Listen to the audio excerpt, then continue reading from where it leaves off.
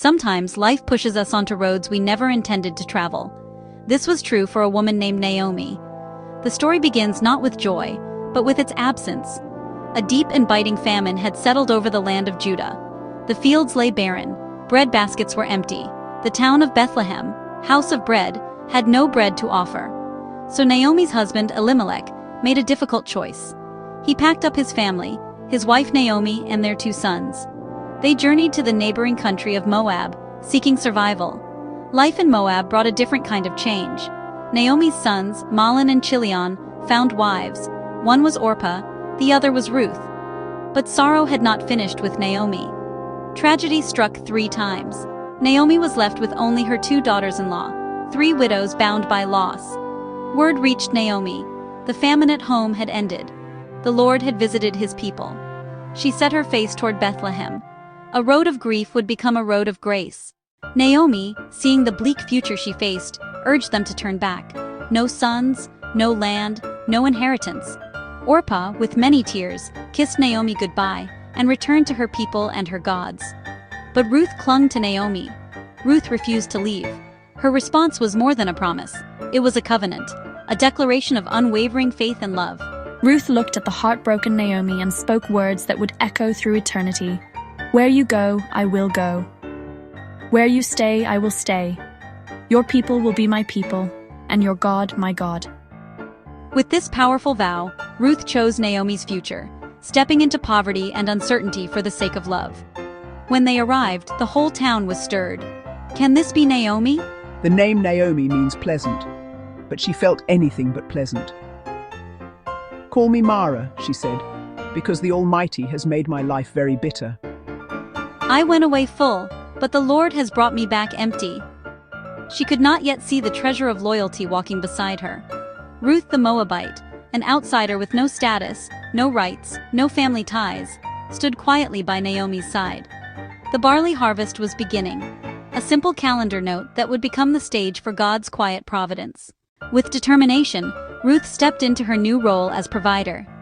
"Let me go to the fields and pick up the leftover grain behind anyone in whose eyes I find favor."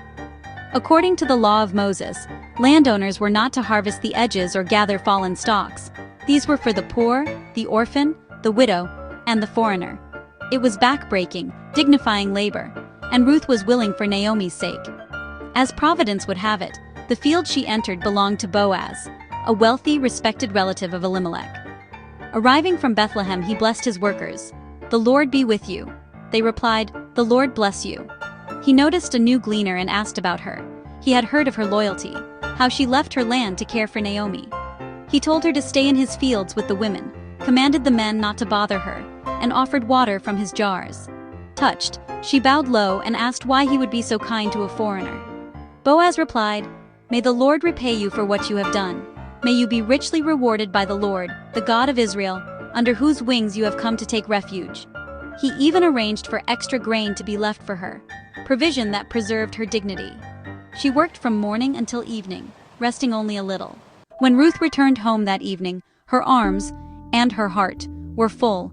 She had gleaned an ephah, enough for weeks. Naomi was astonished. "The name of the man is Boaz," Ruth said, and a flicker of light pierced Naomi's bitterness. "That man is our close relative, one of our kinsman-redeemers. A Goel could buy back land, marry a widow, keep a name and inheritance alive, a safety net to protect the vulnerable." Naomi saw Boaz's kindness as a sign of God's hand.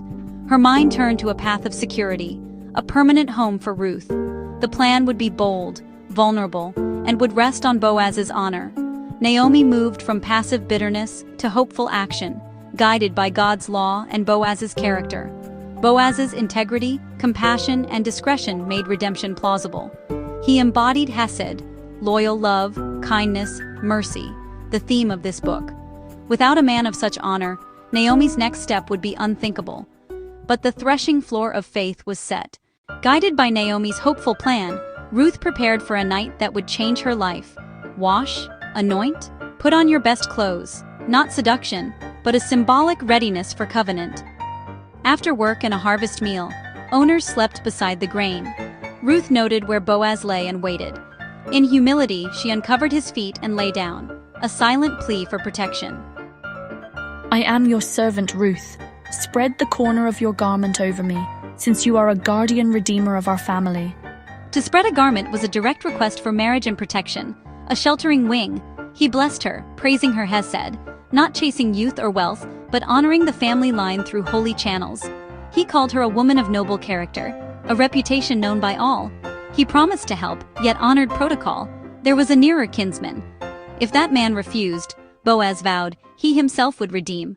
Before dawn, Boaz sent Ruth home with generous barley. Naomi would not be empty again. True to his word, Boaz went to the town gate, the place of business and judgment. He called the nearer kinsmen and 10 elders. All would be open, ordered, and legal. At first the man agreed to redeem the land of Elimelech.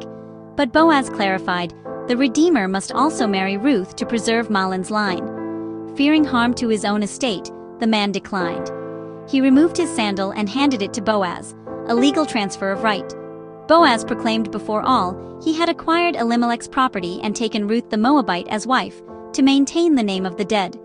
The elders blessed them, praying Ruth would be like Rachel and Leah, who built the house of Israel. A private night of faith became a public celebration of redemption. God blessed their union. Ruth conceived and bore a son. The women who once heard Naomi's bitterness now praised God. Praise be to the Lord, who this day has not left you without a guardian redeemer. May he become famous throughout Israel. Your daughter-in-law who loves you, who is better to you than 7 sons, has given him birth. Naomi, who returned empty, was now full. She held the child and became his nurse. The neighborhood women named him Obed, one who serves. Though Ruth was the mother, Obed was seen as restorer of Naomi's family, and they named him Obed. He was the father of Jesse, the father of David. A small-town story became a royal chapter in God's plan. Through ordinary faithfulness, God prepared the way for Israel's greatest king. From famine and grief to abundance and joy, redemption had come home. Ruth shows God's unseen hand, not seas parting or fire from heaven, but providence in ordinary steps. A famine, a journey, a loyal choice, a specific field, a kind word, a lawful act, each a thread God wove.